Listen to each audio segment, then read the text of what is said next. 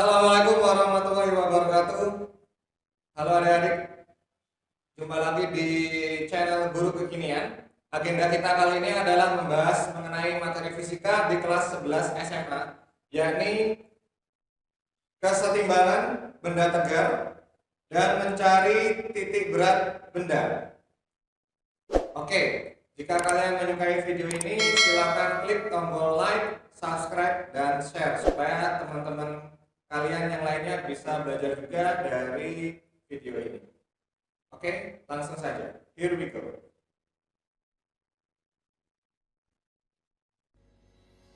Oke, kita mulai dari syarat kesetimbangan benda tegar terlebih dahulu. Untuk kesetimbangan benda tegar, ya ini benda mengalami keseimbangan translasi itu jika diam atau bergerak dengan kecepatan tetap. Benda dikatakan mengalami keseimbangan rotasi jika benda tersebut tidak berputar atau berputar dengan kecepatan sudut tetap.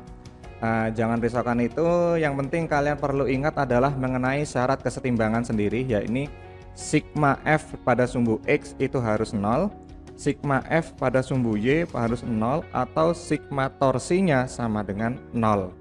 Oke. Maksudnya adalah jumlah total gaya pada sumbu X itu 0, atau jumlah gaya pada sumbu Y adalah 0, atau jika ada jarak lengan gaya atau jarak R, itu berarti kita gunakan torsi. Nah, maka jumlah torsinya itu harus sama dengan 0. Misalnya ke kanan 50, ke kiri berarti harus 50, seperti itu. Itu supaya syarat keseimbangannya 0. Oke, ini latihan soal untuk yang kesetimbangan. Oke, dari permasalahan HOTS yang sebelumnya itu kalau kita ilustrasikan dalam bentuk diagram seperti ini ya, dari sumbu koordinat X dan sumbu Y. Pada sumbu Y ada T1Y dan T2Y, pada sumbu X itu T1X dan T2X. Dari mana itu? Dari penjabaran dari vektor gaya T1 dan T2. T1 membentuk sudut 60 derajat terhadap sumbu X, sehingga kalau kita pecahkan, uraikan vektornya ke sumbu X ke sini itu menjadi T1X, dan ke sumbu Y ke atas ini menjadi T1Y. Kenapa nggak ke bawah? Karena kejauhan. Jadi kita pakai yang dekat saja. Yang terdekat X di sini dan Y di sini. Begitu juga dengan T2. T2 itu pada permasalahan itu membentuk sudut 30 derajat ya. 30 derajat itu di sini. Berarti sama dengan sudut dalam seberangan juga di sini. Jadi T2 itu jika diuraikan ke sumbu X menjadi ke sini, dan sumbu Y itu ke atas. Kenapa nggak ke bawah? Kejauhan juga. Gitu. Jadi kita pakai uraikan yang terdekat. Nah, oke, kita operasikan dulu sumbu X. Jadi jumlah gaya di sumbu X, karena sesuai dengan syarat kesetimbangan total gaya Fx itu sama dengan 0. Nah, yang di sumbu X siapa saja? T1X dan T2X, karena arah T1 di sumbu koordinat kuadran 1, jadi dia positif. Nah, T2X dia di kuadran 2, jadi dia negatif. Di kiri ya, kalau yang di kanan positif, di kiri negatif seperti biasanya. T2X. Jadi ini T1X dikurangi T2X sama dengan 0. Nah, berapa besarnya T1X? T1 ini karena dia ada sebelah sini, sisi ini yang kita pakai, maka kita pakai kosinus, sisi samping dari sudut. Kalau sisi depan itu pakai sinus. Jadi ini T1X nya adalah T1 dikalikan dengan cos 60 derajat.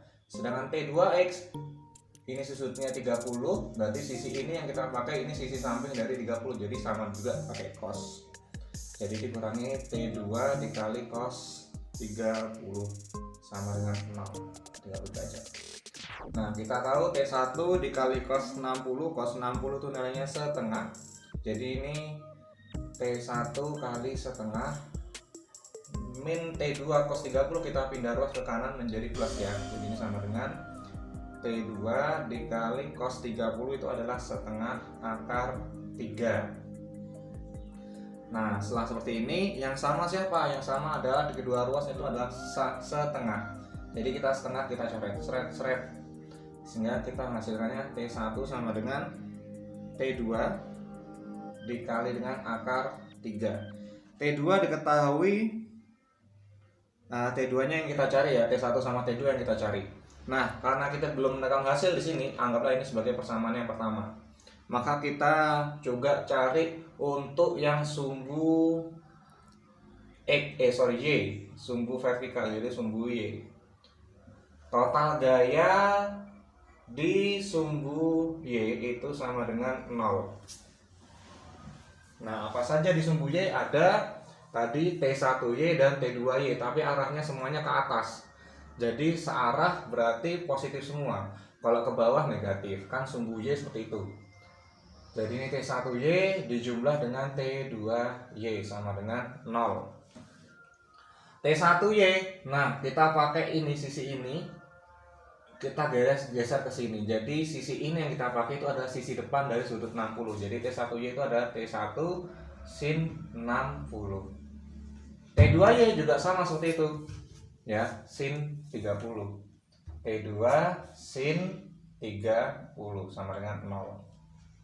Nah, kalau gitu T sin 60 berapa? Setengah akar 3. Jadi ini T1 dikali setengah akar 3 ditambah dengan T2 itu T2 tetap sin 30 itu adalah setengah sama dengan 0.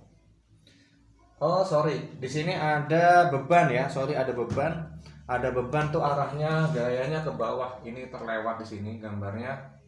Jadi ini ada W ya, W, sehingga ini kita tambahkan bukan ya.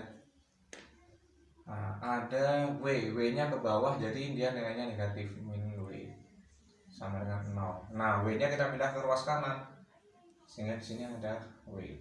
W itu gaya berat adalah massa kali gravitasi. Diketahui massanya 6, gravitasinya 10, jadi 6 kali 10, 60 ya. Di sini T1 dikali setengah akar 3 ditambah T2 kali setengah sama dengan 60.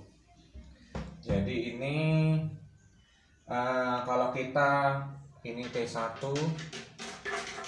kali setengah akar 3 ditambah T2 kali setengah, ini sama dengan 6 kali 10 atau 60 ya, langsung saya tuliskan aja 60. Nah, ini anggaplah sebagai persamaan yang kedua. Selanjutnya terakhir kita substitusikan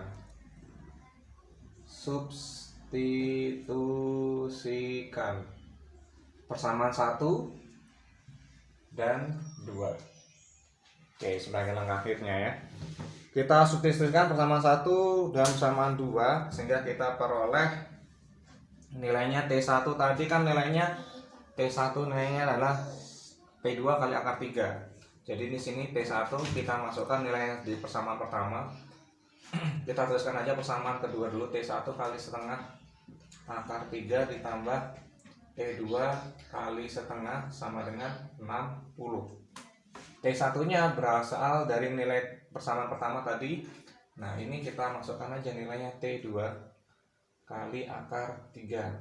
Nah, ini tetap kita tuliskan lagi setengah akar 3 ditambah T2 kali setengah sama dengan 60. Akar 3 kali akar 3, 3 ya.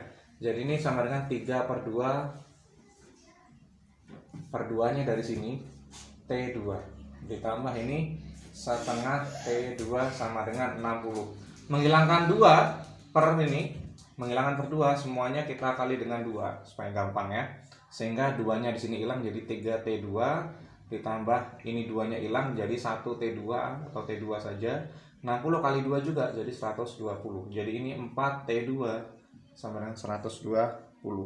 Berarti kalau gitu T2 nya nilainya berapa? 120 bagi 4, 30 Newton. Kalau T2 nya kita ketemu, berarti kita tinggal masukkan nilai T1 tadi di persamaan 1. T1 kita dapatkan T2 akar 3. Berarti nilai T1 sendiri, T2 nya kita dapatkan 30. Berarti 30 akar 3 Newton. So easy, gampang.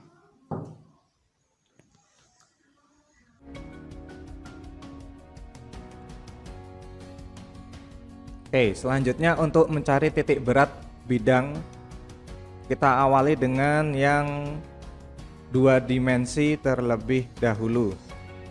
Untuk mencari titik pusat massa itu biasanya kita gunakan XM dan YM. Untuk XM nya itu ya ini adalah X1 dikali A1 ditambah X2 kali A2 ditambah dan seterusnya sebanyak ada berapa banyak bidangnya. Untuk bidang 2 dimensi itu bendanya berupa luasan ya atau bidang. Dibagi dengan jumlah luas A1, A2 dan seterusnya.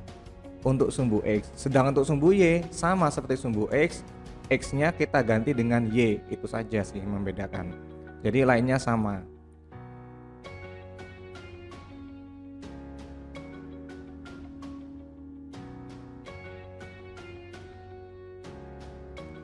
Nah, sekarang untuk titik berat benda 3 dimensi. 3 dimensi itu artinya bendanya berupa volume. Dia memiliki volume. Jadi kalau yang tadi berupa luasan pakai luas. Nah, sekarang untuk bidang 3 dimensi kita menggunakan volume. Sama seperti sebelumnya, XM dan YM-nya kita gunakan ini X1 kali volume 1, X2 kali volume 2 ditambah dan seterusnya dibagi dengan volume 1, volume 2 dan seterusnya. Untuk YM nya juga seperti itu, Y1 kali volume 1 ditambah Y2 kali volume 2 ditambah Y3 kali volume 3 dan seterusnya sebanyak berapa banyak bidangnya 3 dimensi tersebut dibagi dengan volumenya, volume 1, volume 2 dan volume 3.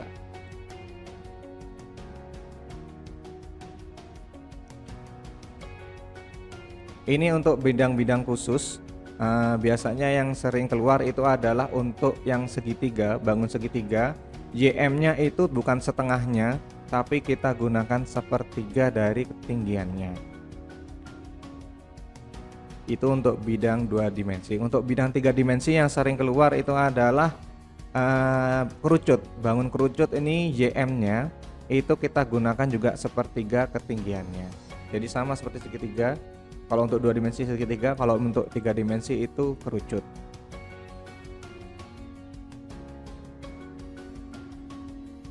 Nah, jika ada kerucut pejal, nah itu kita YM-nya kita gunakan 1/4 tingginya.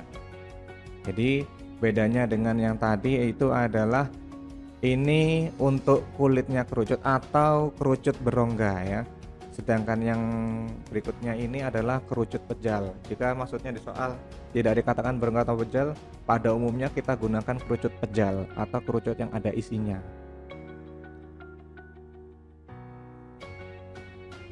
Ini beberapa jenis keseimbangan stabil seperti ini, pusat masanya untuk pensil seperti ini.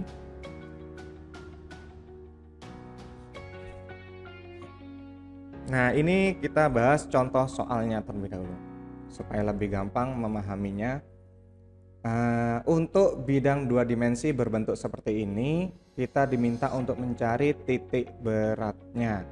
Nah, kita bisa membagi dua bangun ini, bangun bentuk arah panah ini menjadi 2 bangun, yakni seperti bawahnya ini bangun segitiga dan bangun persegi.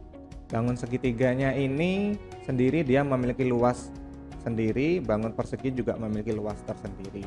Nah, langkah pertama yang kita gunakan adalah kita menentukan X1, Y1, X2, Y2 seperti itu. Nah, untuk X1, nah langkahnya kita mencari X1 itu adalah titik tengah pada sumbu X untuk bangun pertama. Dimulai menghitungnya dari 0 tapi ya. Jadi misalkan ini untuk bangun 1, di sini dia punya punya panjang pada sumbu X, ini 2 sampai 8. 2 sampai 8 itu kan 6, berarti tengah-tengahnya kan 3. 3 dari 2 tuh berarti 5 kan?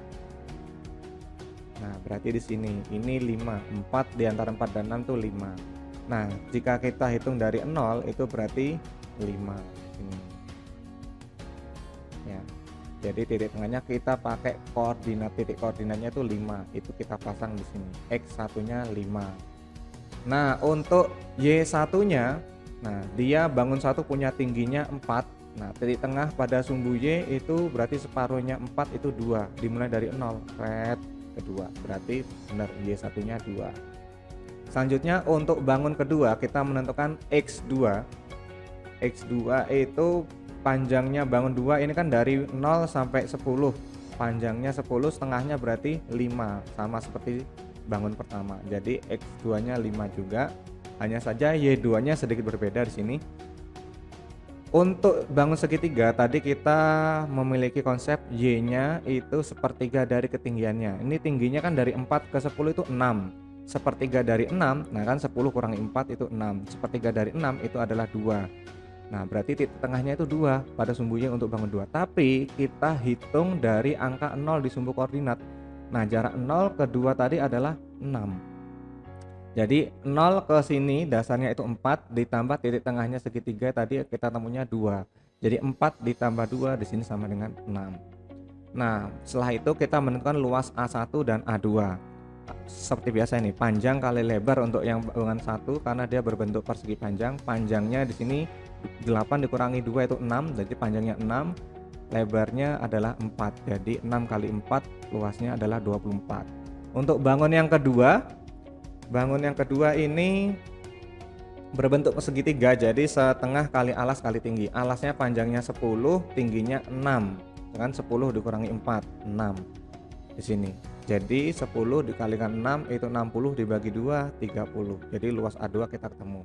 Sehingga XM dan YM-nya kita cari. XM-nya terlebih dahulu, yakni X1 kali A1. X1-nya 5, A1-nya 24. X2 kali A2. X2-nya 5, A2-nya 30. Jadi kita masukkan semua. Lalu kita bagi dengan jumlah A1 ditambah A2. A1-nya tadi kita dapat 24, A2-nya 30. Jadi ini kita operasikan penjumlahan 120 tambah 150 dibagi 54. Hasilnya 270 dibagi 54, 5. Gitu. Gampang sekali ya. Yang penting kita menentukan X1 Y1, X2 Y2 ini betul atau salah. Kalau ini sudah betul, insya Allah ininya pasti betul pengoperasian XM-nya. Sama seperti XM, YM juga kita cari, yakni Y1 kali A1 ditambah Y2 dikali A2 dibagi A1 ditambah A2. Y1-nya tadi kita dapat datanya 2, A1-nya 24. Kita tinggal masukkan aja ke persamaan, datanya 2. Y2 tadi kita dapatkan 6, A2-nya 30. Nah, 6 kali 30 ya. Dibagi 24 tambah 30 sebagai A1 dan A2 tadi. Sama seperti sebelumnya, tinggal kita operasikan saja. Kita dapatkan 228 per 54, hasilnya 4,22. Jadi titik pusat massa atau titik berat, titik keseimbangan bangun seperti panah ini adalah 5, untuk sumbu koordinat X itu 5, untuk Y-nya 4. Jadi 5, ini 4,22 dibulatkan 4 lah ya. Nah, untuk mengecek apakah hasil pekerjaan kalian itu betul apa salah, kalian imajinasikan aja ada berbentuk seperti ini. Kalian punya kertas lipat seperti ini, ukurannya seperti ini, lalu koordinatnya titik keseimbangan itu di 5,4, titik X-nya 5 di sini. Lalu di sini ya, pakai gambar yang soal 5 di sini, lalu tinggiannya 4 di sini. Nah, kalau kalian ingin tidak jatuh kertas lipatnya, lalu kalian letakkan tangan kalian di titik sini, apakah dia bisa seimbang? Nah, jika menurut bayangan kalian bisa seimbang, berarti jawaban kalian tadi pasti betul. Jadi kita juga main imajinasi di sini. Oke ya, gampang sekali ya. Oke, itu untuk materi ini sekarang.